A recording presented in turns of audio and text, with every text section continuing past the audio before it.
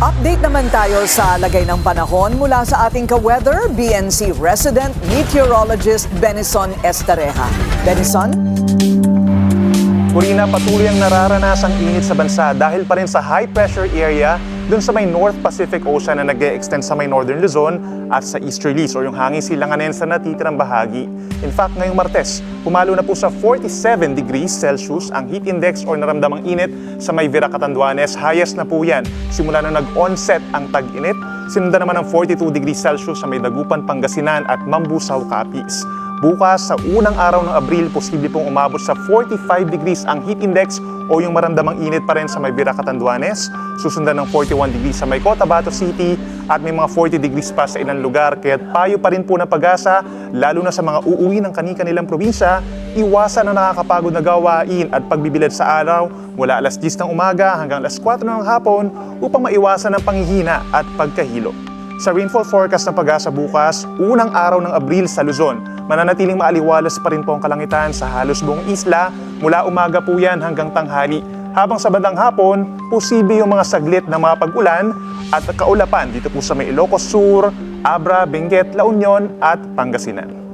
Sa Mindanao, umaga pa lamang posible ng may hinang ulan dito po sa may Basilan, Sulu at Tawi-Tawi. Habang sa hapon, maraming lugar pa ang posibleng ulanin dahil sa Easterlies sa may Zamboanga Peninsula, Northern Mindanao, Bangsamoro Region, Sultan Kudarat at South Cotabato. Yan po ay dahil sa Easterlies. Sa Visayas, natitirang bahagi ng Mindanao at Palawan, bukas magpapatuloy ang generally maaraw at minsan maulap na panahon.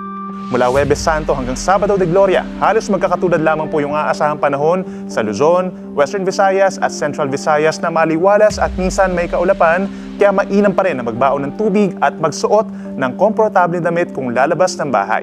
Pagdating sa Eastern Visayas at Mindanao simula Huwebes, posibleng dumalas na po ang mga pag-ulan doon dahil sa Easterlies, kaya huwag pa rin kalimutang magbaon ng payong at mag-ingat sa biglaang pagbaha.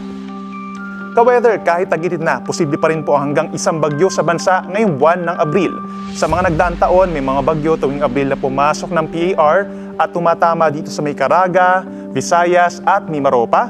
Habang may mga bagyo rin po na pumasok ng PAR, ngunit hindi naman nagla-landfall at lumilis na lamang po ng direksyon. Sakaling mabuo, ito na ang magiging ikatlong bagyo ng taon at papangalanan na Kaloy.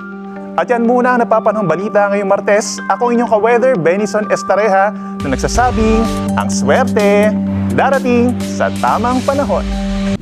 Manatiling nakatutok sa Bilyonaryo News Channel. Sumubaybay sa aming social media accounts at mag-subscribe sa aming YouTube channel para sa mga bago at eksklusibong balita.